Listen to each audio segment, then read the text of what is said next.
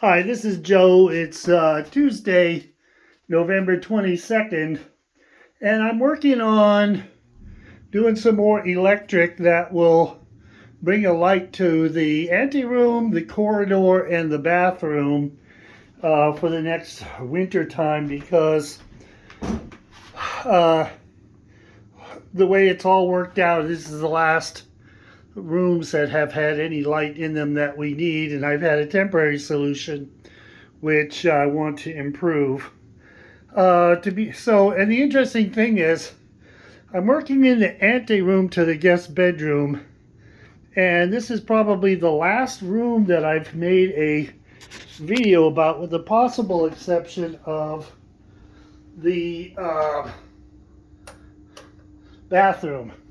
And I'll just show a little bit about the bathroom. First off, the guest bedroom, if you will recall, formerly was longer and more narrow, and I built this partition against which I now have my desk, my old desk, so that whoever is in the guest bedroom will be able to put their luggage there or maybe work from there on the laptop or whatever. And I now have a electric blanket under the covers of the guest bedroom. Put a door on here. The idea at the time was we knew we were going to be needing to work on the electrical column area, but I wanted to finish the guest bedroom, so knowing that I was not going to be able to mud in and sheetrock this wall, I decided the partition would be the first thing. So what we're looking at right in the middle of the frame right at this time is the area where a lot of electricity comes up from the cellar, and also where the electricity that's going to go to the second floor will transit through later on in a number 8 wire to go to a sub panel up there. I've got some electricity roughed in, but there's a sub panel that's not roughed in. The number 8 wire has not been purchased or installed. But while I'm here drilling holes, I'm drilling holes so that when the number 8 wire gets here, the holes will be pre-drilled, which is, might as well do it all at one time. If you look back in the pictures, this was a huge jumble because it took a while to figure out where the power was coming from. And then, of course, there's been like this whole thing about how we get it to go where it goes. So anyway, it comes up from the cellar. You see the red and yellow wires together. The yellow wire runs a bunch of outlets. It runs all the outlets into the guest bedroom. And there's a quad outlet receptacle that goes into the kitchen.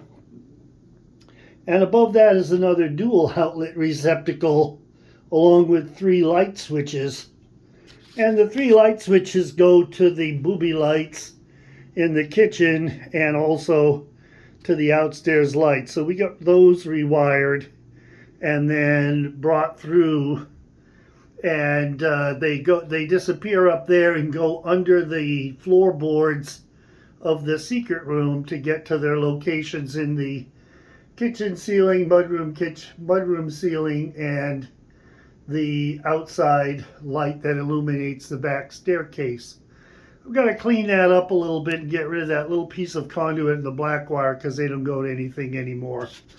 The black wire was in here, and it was a 3 wire with 2 wires with ground, but they weren't using the ground. And I would have, if they hadn't cut the ground short, which is inexplicable, and if they had not tacked it in unreachable spots, I reused it. It's fine wire. It's one of the few things that is. But I still couldn't see the whole way it went, and there was no way to travel it around. Spent a lot of time messing around. Now, one of my innovations here has been I actually use the magic marker to write on the different wires as to where they go up here, with the theory that it'll be easier to remember what we're doing. Okay, so let's go wall by wall, I suppose. I pretty much talked about that one. All of these junctions have to be visible. That's one of the big things in code. So when this finally gets done, there will be, you know, the actual cover of it will be something that can remain for access on this side or that side of the wall. And this part will still get insulation put in it, mainly for sound deadening purposes. Now on this side, this is the other side of the partition, and this was roughed in after the partition was put up. Very easy to do when you have access to one side, because you can get it exact. If you notice, there was very little mudding required outside the holes. I put this here so that in case we wanted to try to get a ceiling light in here, we'd have a ceiling switch. The way the ceiling is put up made that extremely difficult, but I still have that. I might just put a cover over it because I'm not using it for now. But on this part here, we use the blue boxes,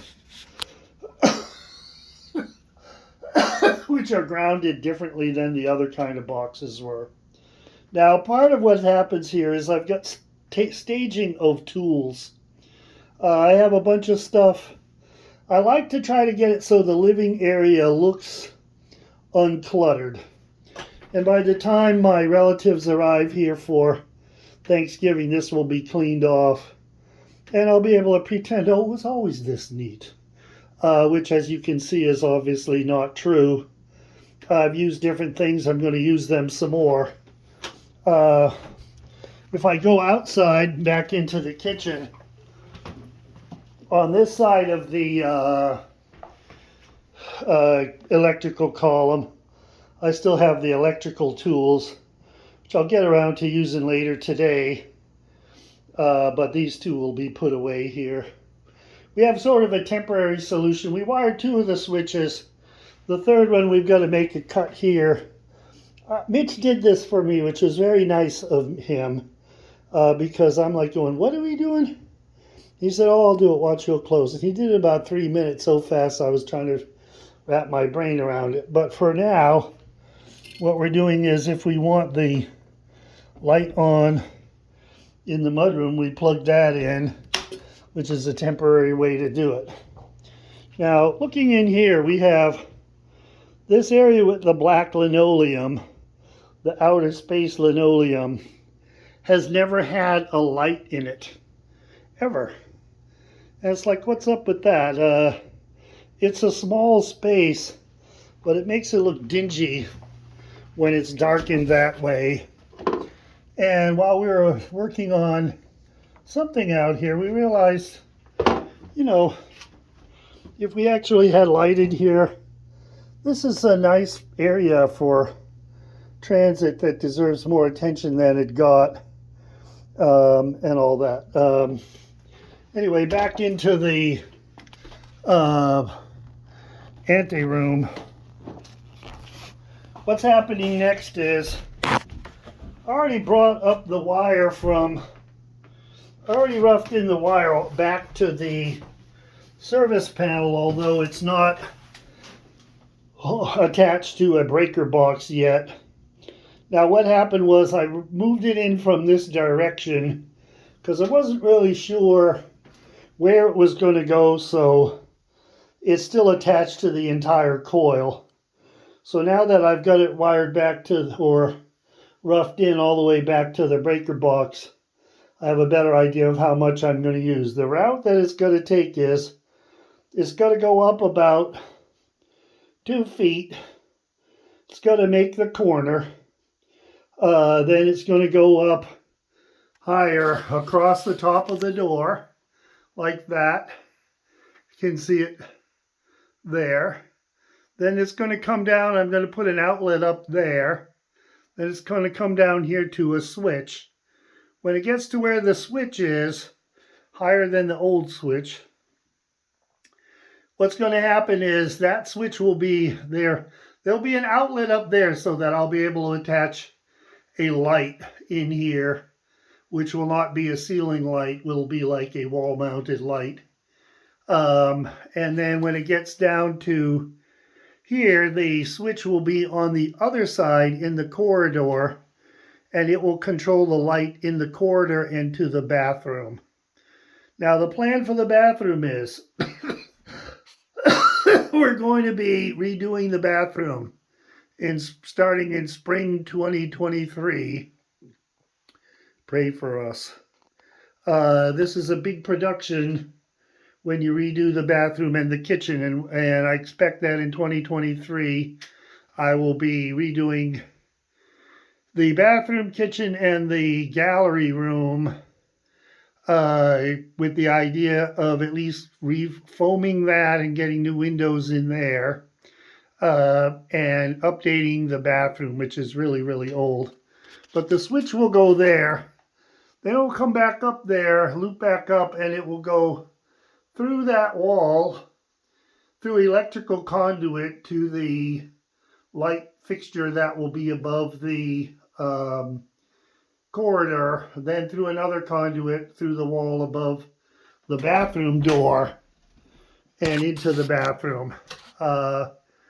And we're debating whether we might even reuse that same bathroom fixture for now. So we'll just see what happens with that. So that's kind of what the summary of the work that's needed to be done over the next couple of days.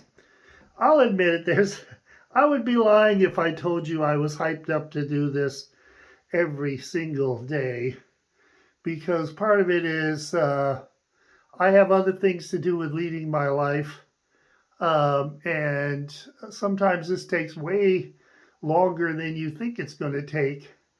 Other times I can just sail through it depending on how much prep work I've done and get it all done in 3 hours and then say to myself, what were you worried about? That was easy. Well, yeah. So anyway, but I'm more motivated this time.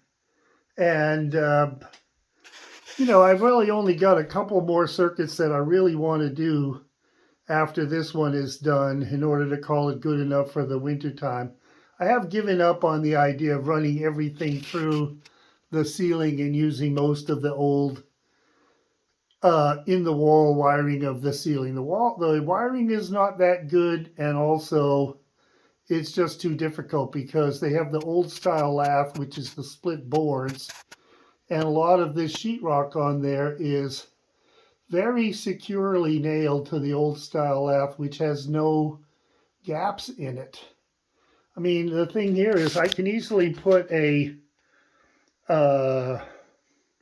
light switch in that lighter yellow area there because that's a piece of sheetrock in the plaster. No problem. I've got visualization of one thing. Boom. Mark it out, open it up with the zip tool, put the thing there, call it good. The rest of this, very difficult and time consuming. And I question my own motivation in doing it, especially if you can't access it from above or below.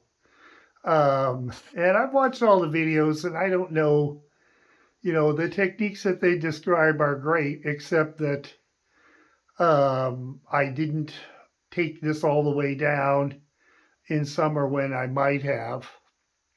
And there we have it. Okay, so this is at 14 minutes. Oh my gosh, this is the longest video yet.